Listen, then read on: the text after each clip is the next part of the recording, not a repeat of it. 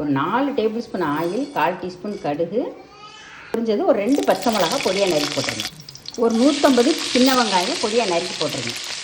கருவேப்பிலை, அதாவது 150 கிராம் சின்ன வெங்காயம். இதுக்கு தேவையான அளவு உப்பு போட்டுக்கோங்க.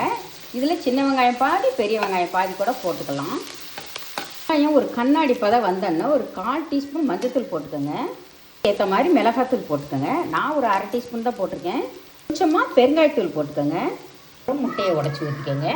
நான் ஒரு 5 முட்டை உடச்சி ஊற்றுறேன். முட்டைக்கு தேவையான அளவு உப்பு போட்டுக்கோங்க. முட்டையை கிளறாமல் 1 நிமிஷம் விட்டுட்டு அதுக்கப்புறம் அந்த முட்டையை கிளறுங்க. 1 நிமிடம் முட்டையை கிளறிட்டு அதுக்கப்புறம் இந்த சேமியாவை தூக்கி போட்டுருங்க. அதாவது உதிரி உதிரியாக அந்த சேமியாவை வடித்து வச்சுக்கணும். தண்ணி நல்லா கொதிக்க வச்சு அதில் வந்து கொஞ்சம் ஆயில், கொஞ்சம் உப்பு சேர்த்து சேமியா போட்டு ஒரு 2 நிமிஷம் கழித்து அப்படியே வடிச்சிடணும். வடித்து இந்த மாதிரி ஆற வச்சு வச்சுக்கோங்க. லைட்டாக உப்பு போட்டுக்கோங்க. மெதுவாக கிளறுங்க. இந்த சேமியா, முட்டை எல்லாம் ஒன்றா கலந்து வர்ற மாதிரி மெதுவாக கிளறுங்க. கிளறிட்டு 1 நிமிஷம் மூடி வச்சிருங்க. ஆச்சு. கடைசியாக பொடியாக நறுக்குன்னு கொத்தமல்லி தழை போட்டு ஸ்டவ்வை ஆஃப் பண்ணிடுங்க. அருமையான சுவையில் ஒரு முட்டை சேமியா ரெடி. கண்டிப்பாக ட்ரை பண்ணி பாருங்கள். பார்த்துட்டு எப்படி இருந்துச்சுன்னு கமெண்ட்ஸில் சொல்லுங்கள். தேங்க்யூ.